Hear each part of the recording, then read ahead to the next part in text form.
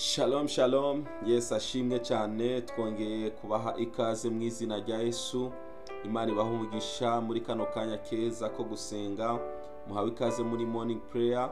Dushimiye Imana kuri mwebwe mwese Imana yagiriye ubuntu bwo kubana namwe mukaba mabyutsa amahoro.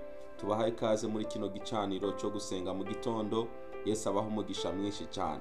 Ndabibutsa ko dufite gahunda nziza yo gusenga kuva ku wa mbere kugeza ku wa gatanu saa 12 tuba turi kuri YouTube channel Ndika Gospel TV.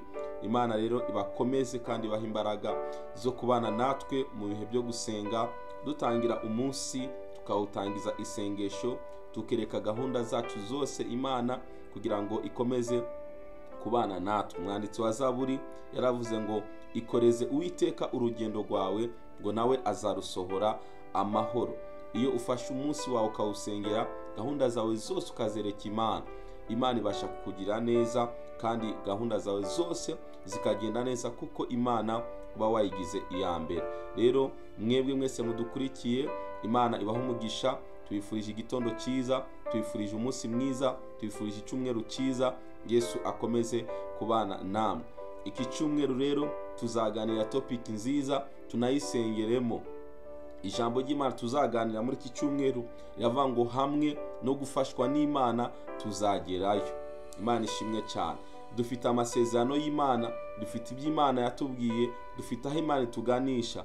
Rero hamwe no gufashwa n'Imana tuzagerayo, hamwe no gutabagwa n'Imana tuzagerayo. Birashoboka ko ku mbaraga zacu tutabasha kugera ku byifuzo no ku nzozi zacu, ariko nitwisunga Imana tuzagerayo. Rero muzakomeze kubana natwe muri iki cyumweru kandi ndabizi ko tuzahabwa umugisha mwinshi cyane. Nagira ngo dusenge, dushime Imana itugiriye neza, iduhaye igitondo cyiza, iduhaye umunsi mwiza, tuyishimire kandi twongere dusabe Imana kugira ngo Imana ikomeze kutwiyereka, Imana ikomeze kuba mu ruhande rwacu. Birashoboka ko dukurikiye wenda utameze neza mu mubiri, ariko humura, Yesu aracari ku ngoma kandi Yesu yiteguye kukugirira neza. Muri gahunda zo gukira, muri gahunda zo gutabagwa, nawe urimo. Mubo Yesu agiye kwiyereka, mubo Yesu agiye kugirira neza, nawe urimo. Humura, Yesu arahari kandi tuzakomeza gusengana nawe. Wizere Imana, wizere imbaraga z'Imana. Hari ubutabazi budasanzwe Imana iri buzane ku buzima bwawe. Nagira ngo ngusabe dufatanye dusenga isengesho ryo gushima Imana muri kino gitondo. Wewe uri kumwe natwe, wowe dukurikiye, dushima Imana ko Imana yongeye kutugirira neza mu izina rya Yesu. Reka dusenge. Data, turagushimiye mu izina rya Yesu Kristo. Turagushimiye kuri Imana igira neza. Turagushimiye Mwami ko wabanye natwe muri iri joro, ukaba uduhaye igitondo cyiza cy'umugisha cyangwa se amanywa meza bitewe n'umuntu wese aherereye. Mwami, turagushimiye ko uri kumwe natwe. Kubaho kwacu n'ubuntu bwawe. Ndabizi ko uba watugwaniye intambara nyinshi kugira ngo dukomeze kubaho, kandi kubaho kwacu ntabwo ari impuhwe za Satani, ntabwo ari impuhwe z'abadayimoni, ahubwo nuko hari umugambi mwiza kandi mugari ufite ku buzima bwacu. Ndasengeye buri muntu wese udukurikiye nonaha, komeze kumuha umugisha, komeze kumugirira neza. Ineza yawe Mwami komeze kuba umugabane wacu. Utuganize mu ijambo ryawe kandi abadukurikiye bose bakomezwe n'ijambo ryawe, bahabwe umugisha n'ijambo ryawe. Uzoba ukoze Mwami Imana. Icyubahiro cyose gikomeze kuba icyawe mu izina rya Yesu Kristo. Amen. Hallelujah. Imana ibaho umugisha. Turi kuganira ijambo rivuga ngo hamwe no gutabagwa n'Imana tuzagerayo. Hallelujah.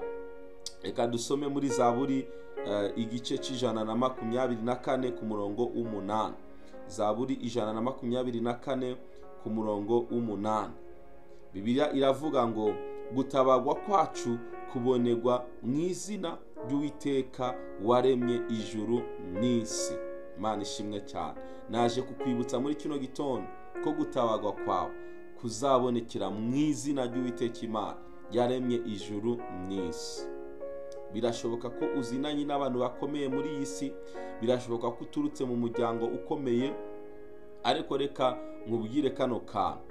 Abana b'abantu imbaraga zabo zifite aho zitangirira, zifite n'aho zirangirira, ariko Imana imbaraga zayo ntizigira itangiriro, ntizigira iherezo. Kandi iby'Imana yagambiriye gukora ku buzima bwawe, nta muntu n'umwe ufite ububasha bwo kubihagarika. Niyo mpamvu mbere yuko wiringira abantu, haleluya, ubanze wiringira Imana.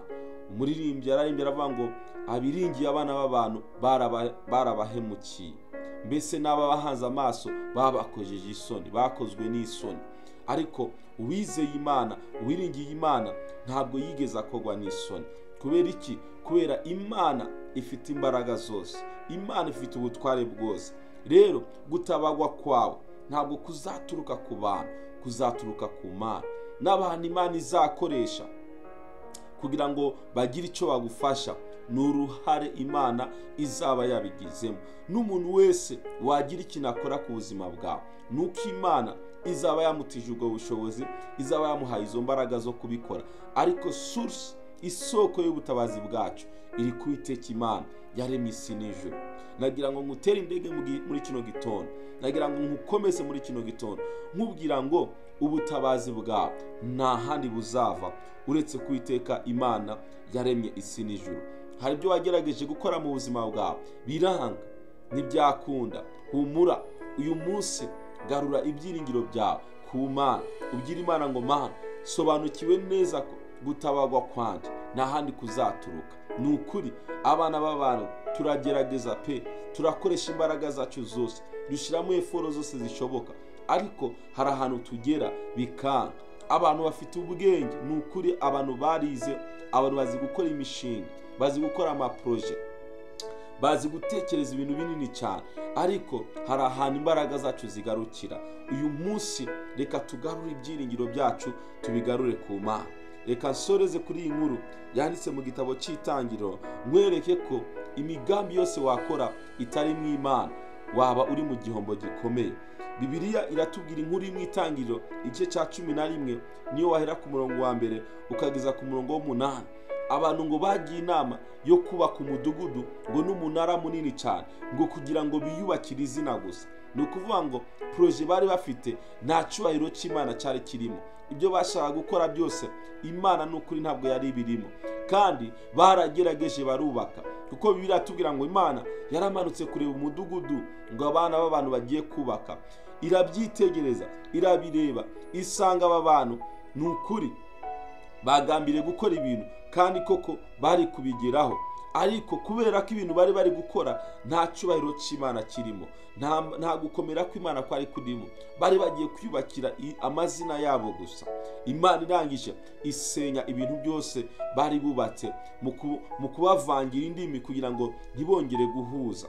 Rero nagira nkwibutse muri kino gitondo, ibintu byose twakora bitari mu icyubahiro cy'Imana nta rufatiro byaba bifite. Ni ukuri ushobora kubaka ibintu bikomeye, ushobora kubaka amaproje akomeye, ariko Imana itabirimo, ni ukuri uba uri mu gihombo. Yewe n'uyu munsi niyo watekereza ubuzima bwawe ugasanga hari ibyo ugezeho, nagira nkubwire Imana itabirimo, igitondo kimwe bizasenyuka. Rero nagira ngo wizere Imana, ibintu byose ugiye gukora urebe niba ari mu icyubahiro cy'Imana.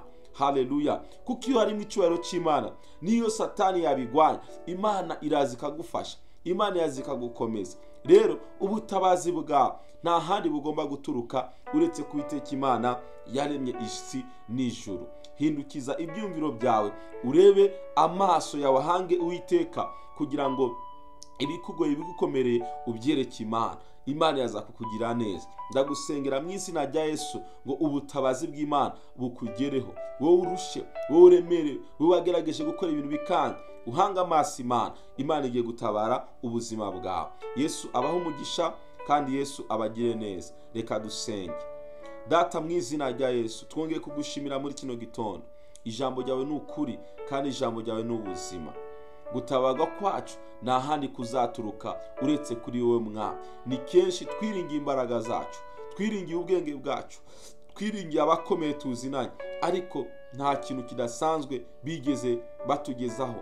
Ariko Mwami, kubera ko ijambo yatubwiye ngo gutabaga kwacu guturuka kuri wewe, ndasenze mu izina rya Yesu ibyiringiro byacu byongere bigaruke iwawe Mwami. Uzoba ukoze Data. Sengeye abantu badukurikiye bari guca mu bihe bikomeye, reka Mwami ubatabare, ubiyereke, kiganza cawe Mwami kibakorera ibitangaza, ubaremera amashimwe. Iki cyumweru cyose turagisengeye mwa kizatubera icyumugisha. Sengera abantu badukurikiye nona n'abazadukurikira nyuma bose ubagirire neza, basobanukiwe ko gutabaga kwabo nta handi kuzaturuka. Ibyiringiro byacu tubishire muri wewe Mana.